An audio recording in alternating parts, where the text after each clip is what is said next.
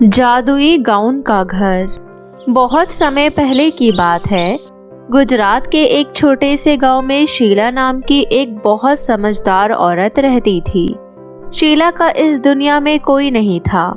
वो लोगों के घरों में काम करके अपना गुजारा किया करती थी। शीला के पति का कुछ सालों पहले एक कार एक्सीडेंट हो गया था, जिसके कारण वो शादी के 5 साल बाद ही विधवा हो गई थी। विधवा होने के कारण शीला का इस दुनिया में कोई नहीं था और वो अपने घर में अकेली रहा करती थी। ऐसे ही कुछ समय बीतने के बाद एक दिन शीला जब सोकर उठी तो उसके घर के आगे बच्चे के रोने की आवाज आ रही थी। अरे, ये सुबह सुबह किसका बच्चा रो रहा है? मेरे आसपास तो कोई घर भी नहीं है, फिर ये बच्चा आखिर किसका हो सकता है? शीला जब पास जाकर देखती है तो 2 खूबसूरत बच्चियां एक साथ रो रही थी। अरे, 2 बच्चे यहाँ, वो भी इस हालत में, आखिर इन्हें यहाँ कौन छोड़ गया? ऐसा समय आ गया जो लोग अपने बच्चों के साथ ऐसा बर्ताव करते हैं। अरे मेरी प्यारी गुड़िया, चुप हो जाओ, चलो रो मत। शीला दोनों बच्चियों को उठाकर अपने घर ले आती है। घर में आते ही दोनों बच्चियां चुप हो जाती है और खेलने लगती है। शीला दोनों बच्चियों को घर में सुलाकर उन बच्चियों के माता पिता का पता लगाने गांव में जाती है, लेकिन उन बच्चियों के माता पिता का कोई पता नहीं चलता। शायद ये दोनों बच्चियां भगवान का रूप है और वो चाहती है कि मैं उनकी देखभाल करूं, तो आज से ये दोनों बच्चियां मेरी अपनी बेटियां हैं। इतना सोचकर शीला दोनों बच्चियों को अपनी बेटी की तरह पालन पोषण करती है। ऐसे ही कुछ साल बीत जाते हैं और दोनों बच्चियां 10 साल की हो जाती है और दूसरी तरफ शीला बूढ़ी हो जाती है। शीला की दोनों बेटियां बड़ी हो जाती हैं। शीला ने दोनों बेटियों का नाम सीता और गीता रखा था। एक दिन शीला की तबीयत खराब हो जाती है। माँ, ये पकड़ो आपकी दवाई और इसे खा लो, और आज के बाद आप कोई भी काम नहीं करोगी। अब हम दोनों बहनें बाहर काम किया करेंगी और आप घर में आराम करोगी। हाँ हाँ, दीदी सही कह रही है, आपको कोई जरूरत नहीं है अब काम करने की। अब हम दोनों बहनें बड़ी हो गई हैं। तुम दोनों अभी बहुत छोटी हो और तुम्हें कोई भी काम नहीं देगा। कोई बात नहीं, हम बाहर जाकर काम ढूंढेंगे तो हमें काम जरूर मिल जाएगा। और अब आप आराम करो, हम दोनों बाहर काम ढूंढने जा रहे हैं। इतना बोलकर दोनों बहनें काम की तलाश में निकल जाती है। पूरे दिन भटकने के बाद भी उन्हें कोई काम नहीं मिलता है। निराश होकर दोनों अपने घर की तरफ लौट रही थी। तभी उन्हें रास्ते में एक बूढ़ी औरत घायल अवस्था में दिखाई देती है और तभी गीता सीता से कहती है, अरे दीदी, लगता है ये अम्मा किसी गाड़ी से ठोकर खाकर यहाँ जमीन पर गिर गई है और किसी ने इनकी मदद नहीं की। मुझे लगता है हमें इनको घर लेकर चलना चाहिए और इनकी देखरेख करनी चाहिए। हाँ गीता, हमें इनकी मदद करनी चाहिए। और फिर दोनों बहनें उस बूढ़ी औरत को उठाकर अपने घर ले आती है। उसके बाद उस बूढ़ी औरत की अच्छे से मरहम पट्टी करती है और उसे खाना भी खिलाती है। दोनों बहनों ने मिलकर उस बूढ़ी अम्मा का पूरा ख्याल रखा। कुछ दिनों बाद बूढ़ी औरत पूरी तरह से तंदुरुस्त हो जाती है और एक दिन वो अच्छे से चलने फिरने लगती है। अरे दीदी देखो, हमारी अम्मा चलने फिरने लगी है। बूढ़ी औरत को चलता फिरता देख दोनों बहनें बहुत खुश होती है। तभी दोनों बहनें बूढ़ी औरत से उसके घर का पता पूछती है।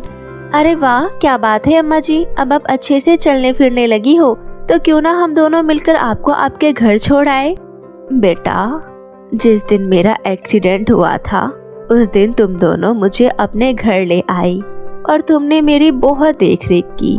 जब मैं रोड पर पड़ी हुई थी तो किसी ने मेरे बारे में नहीं सोचा, और तुम दोनों इतनी अच्छी हो कि तुमने मुझे देखा और मुझे अपने घर ले आई और अच्छे से मरहम पट्टी कर कर खूब खिलाया पिलाया और मुझे चलने के काबिल बना दिया।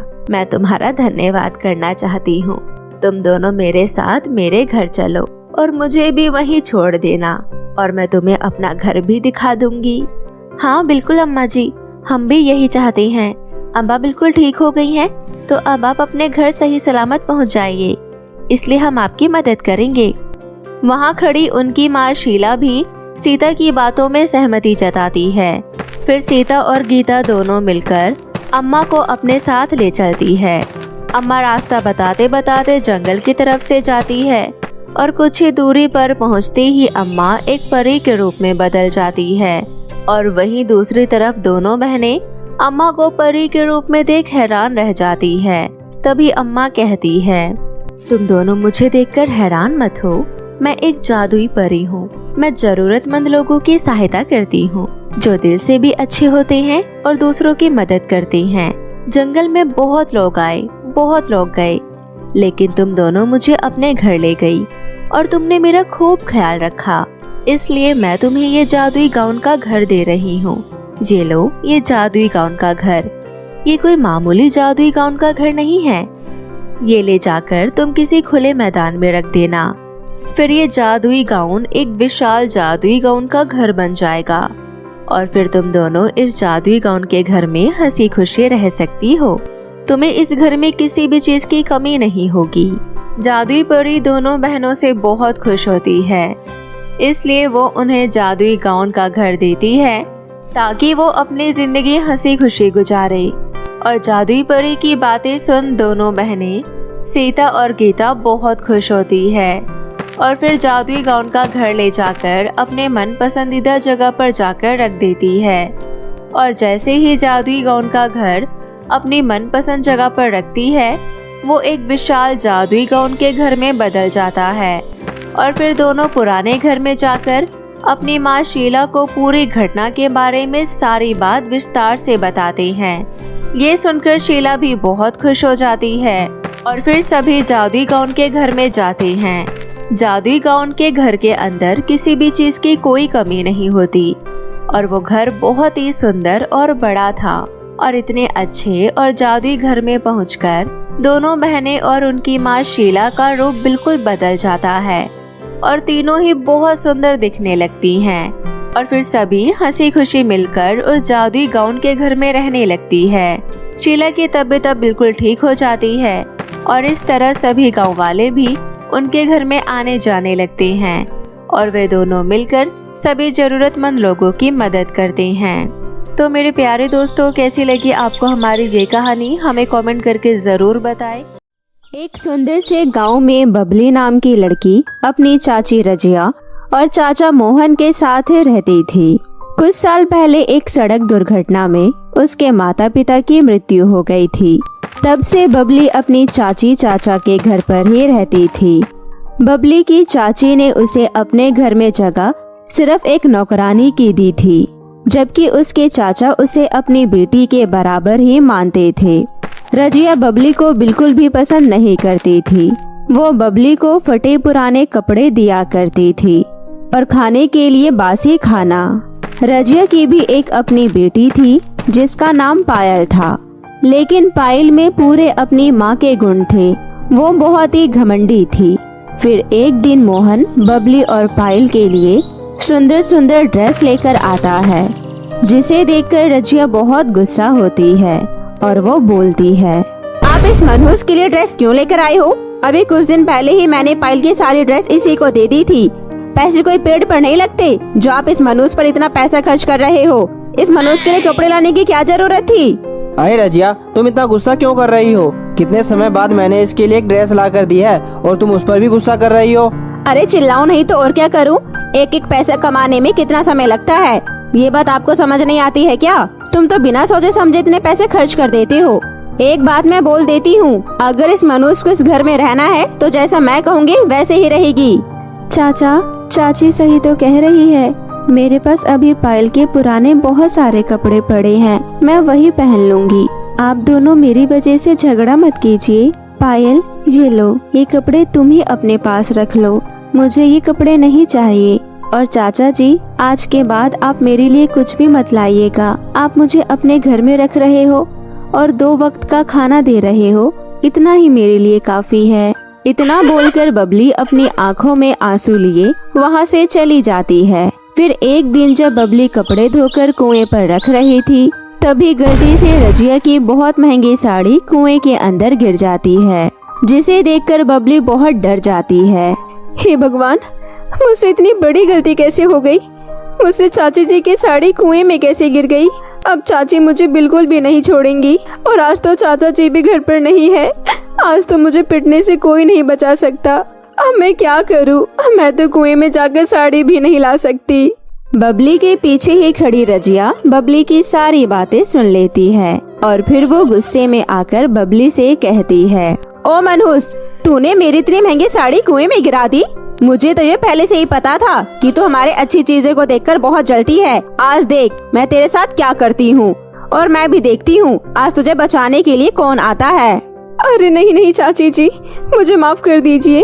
मैं जानती हूँ मुझसे बहुत बड़ी गलती हो गई। वो साड़ी मुझसे गलती से कुएं में गिर गई। मैंने जानबूझकर नहीं गिराई है। आप मुझे माफ कर दीजिए चाची। ऐसा बोलकर बबली रजिया के सामने बहुत गिड़गिड़ाती है, लेकिन रजिया उसकी एक नहीं सुनती और उल्टा बबली को ही कुएं में धक्का दे देती है, जिससे बबली कुएं में गिर जाती है। तब रजिया बबली से कहती है, इस कुएं में ही रह। अगर तुझे मेरी ब्रांडेड साड़ी मिल जाए तो मुझे आवाज लगा देना। मैं तुझे रस्सी से खींचकर बाहर निकाल लूंगी और अगर मेरी साड़ी ना मिले तो उसे कुएं में रहना और उसी में घुट घुट कर मर जाना। आई बात समझ में, मनहूस कहीं की।